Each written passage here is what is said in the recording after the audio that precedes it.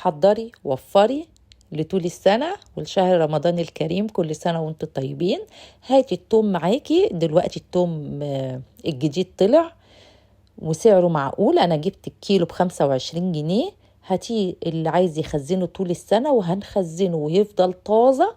وفي طريقة حلوة قوي جديدة وهتشوفوها معايا حصرية لسه ما حدش عارفها، وقلت انزلها لكم قبل ما حد يعرفها وياخد الترند. وعايزين نطلع الفيديو ترند. وهاتي بقى التوم بتاعك الكمية اللي انت عاوزاها، وما تخليش الراجل يضحك عليكي ويقطع لك العروش الخضراء بتاعته.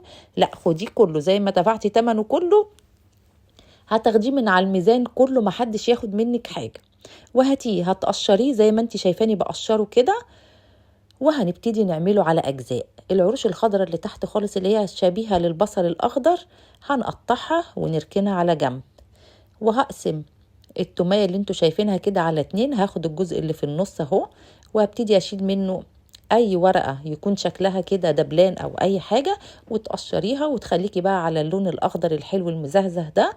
وهنا راس التوم ومعاها بقية العرش بتاع التوم. يبقى احنا كده قسمنا راس التوم على 3 اجزاء: العروش الخضراء اللي تحت خالص اللي هي شكل البصل الاخضر، والجزء اللي في النص، والراس بالجزء الثالث. ودي بقى التنظيف بتاعنا هنشيله. شوفت ما طلعتش كتير، طلعت ورق يا دوبك بسيط اللي هو الدبلان او الاصفر منه، وده بقى خلاص مش عايزينه في حاجة. وكده خلصنا الكمية بتاعتنا، ومجهزة معايا فلفل احمر وفلفل اخضر وفلفل حامي. واعملي بقى اللي انت نفسك فيه كله، وهم دول 4 كيلو من التوم هيعملوا لي فرح من التوم، ويعملوا لي كميات حلوة قوي، وهنعمل بيها حاجات جديدة. وهنبتدي، انا هنا جمعت الروس الصغيرة او الرفيعة اهي، وهخليها ببطرمان لوحدها. وده الجزء اللي احنا قطعناه في النص. وجهزي بقى الزيت اللي انت عايزاه، عايزه زيت تموين، عايزه زيت ذره، زيت عباد، زيت زيتون، كل حاجه وهتبقى ليها المناسب بتاعها. هنا دي العروش بتاعه التوم اللي كانت تحت خالص، انا قطعتها على اجزاء اهي عشان تيجي معايا في البطرمان.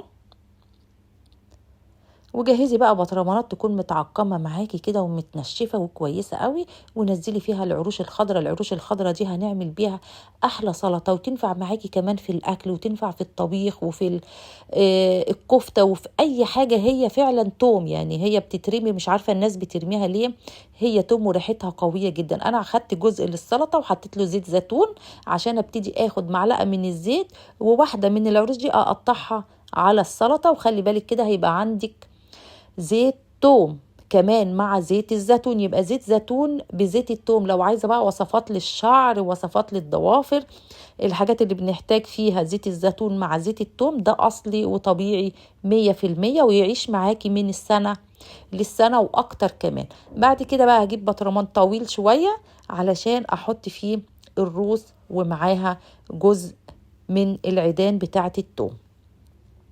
هنا هحتفظ بيه، هيقعد معاكي حتى سنة كاملة وأكتر كمان، وتفضل معاكي هنا الراس سليمة وطرية وطازة. الناس اللي بتيجي تخزن التوم وتروح تفرمه أو تشتريه مفروم وبيغير لونه وريحته بتبتدي تقل مع الوقت، لا هنا هتحتفظي بيه وتاخدي الراس كده بالعود بتاعها وفرميها في الكبة أو مع البصل، يبقى معاكي التوم طازة طول السنة. وغطيه بالزيت، انا حطيت له هنا زيت عباد شمس. هنا بقى اي حاجه انت عايزه تستغليها، ويبقى معاكي برضو زيت توم. انا حطيت عكاس، حطيت راس لتحت وراس لفوق عشان البطرمان يشيل معايا اكتر. ونبتدي نركنه ونعمل غيره. دي بقى الجزء الاخير للتومه. هقطع الراس لوحدها. شوفي بقى 4 كيلو توم عملوا لي كميه قد ايه. كان الراجل يضحك عليك ويروح مقطعهم لك وانتي سايباهم، او تروحي تشتري مفروم. لا، ده احنا هنعمل حاجات حلوة تانية كتير، ولسه معايا لاخر الفيديو. بس بقى تنسوش لو عجبكم الفيديو اعملوا له بقى لايك كتير واعملوا له شير كتير. وعايزين ندعم القناة بعد ما رجعناها من الحرام اللي سرقها مننا، وندعمها شوية عشان ترجع تشتغل تاني.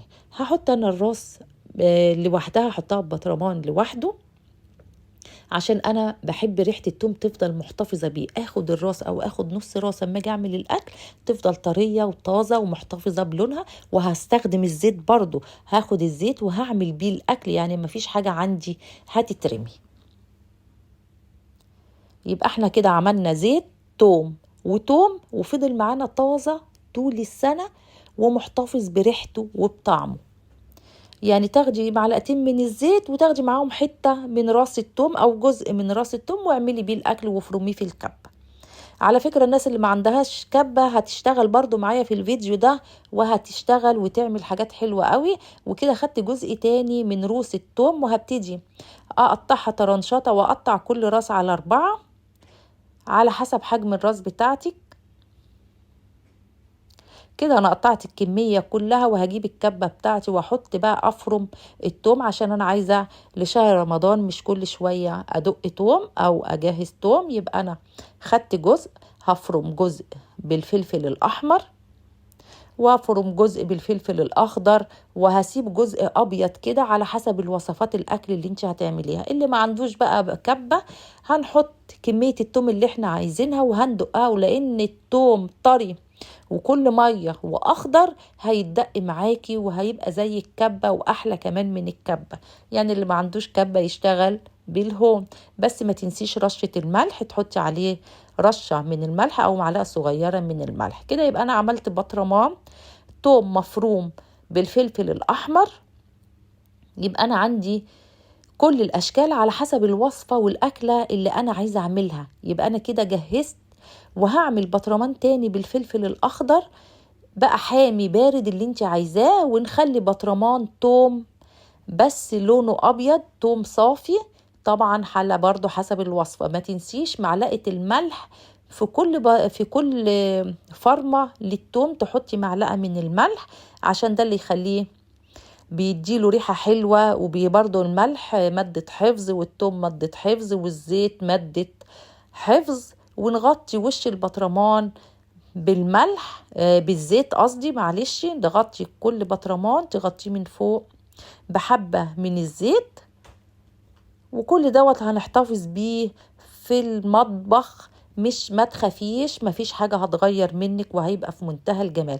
بعد كده بقى هناخد العروش بتاعة التوم اللي احنا قصيناها من الراس. مش احنا قسمنا الراس، خلينا الراس لوحدها والعروش اهي لوحدها. هتبتدي تفصصيها، هتلاقيها عامله زي ورق كده، طبقات طبقات من جوه. شقيها بالسكينه وابتدي فصصيها كل ورقه منفصله عن التانية. دي مهمه قوي علشان تديكي نتيجه حلوه ونتيجه ممتازه. والفرن بتاعك تشغليه على درجة حرارة 125. ركزي معايا تكون درجة حرارة هادية. الرف اللي في النص هيقعد معاكي حوالي 20 دقيقة، من 15 دقيقة ل20 دقيقة. وافتحي عليه الفرن في النص كده واديله تقليبة. وما تكتريش في الصاج الكمية، خلي كمية بسيطة. شوفي العروش بتتقطم معايا، اول ما تلاقيها بتتكسر كده وتطلع صوت يبقى انت كده صح. يبقى انت كده حمصتيه التحميصة الخفيفة، عشان برضو مش عايزينه يغمق قوي ويحتفظ بلونه. بس ما تتخيلوش الريحة بتاعته رهيبة جدا بالتحميصة بتاعته في منتهى الجمال. وهناخده كده على طول اول ما نطلعه من الفرن، وهنطحنه في المطحنة بتاعتنا، وهيبقى عندنا احلى توم بودر من غير فلوس. دلوقتي التوم البودر اكيد سعره غالي جدا، لان التوم اصلا نازل الجديد سعره غالي. فانت كده عملتي توم بودر ببلاش، ومجرد ما هو يتحمص معاكي حلو هتلاقيه اتطحن معاكي بسهولة جدا وفي منتهى الجمال. والريحة بقى ما اقولكوش بجد. يعني هم حبة التوم البودر اللي احنا هنطلعهم من العروش دي هي بتمن التوم اصلا اللي انا اشتريته بيه. انا جبت 4 كيلو توم، الكيلو ب25 جنيه. طلعت حوالي ربع كيلو توم بودر، غير روس التوم اللي احنا خزناها، غير التوم المفروم، غير عروش التوم اللي خدناها هنعمل بيها سلطة وهنطبخ بيها برضو. يعني عملت حاجة جميلة جدا، ما رميناش حاجة وادانا كمية كبيرة. ما تنسوش اللايك والشير.